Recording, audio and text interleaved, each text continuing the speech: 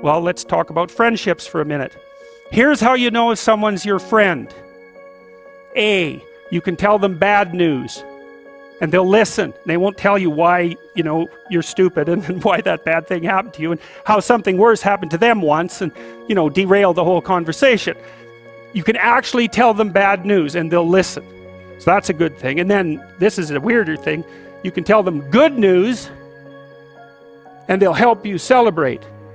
And that's a really good way of deciding who you should have around you, because if you have someone around you, you know, something good happens to you and you're kind of afraid to even admit it because, you know, God, something good happened to you, it's like that, you let that be known and it'll certainly be taken away. So, you know, you come out and you sort of tell someone half-heartedly that something good happened to you and they give you a whack and then talk about, you know, the great thing that happened to them 3 years ago, or worse, the great thing that happened to someone that they knew 3 years ago.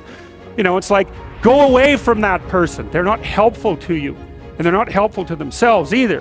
And so you want to surround yourself, you got to think about this. You got to surround yourself with people who want the best for the best part of you.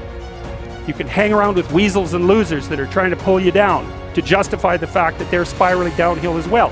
And you know, the upside of that is you don't have to have any responsibility. You can all whine about how wretched life is, you know, so that's pretty attractive.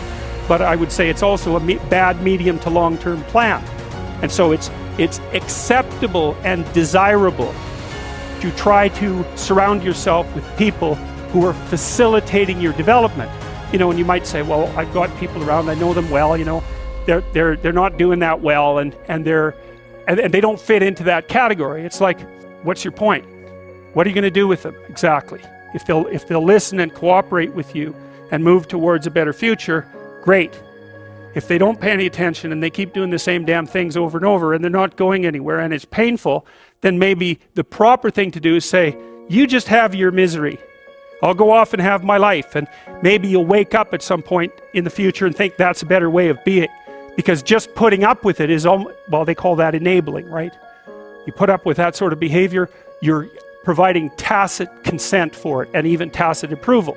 It's like, it's a bad idea. You have, I would say, both the right and the responsibility to surround yourself with people who are good for the best part of you.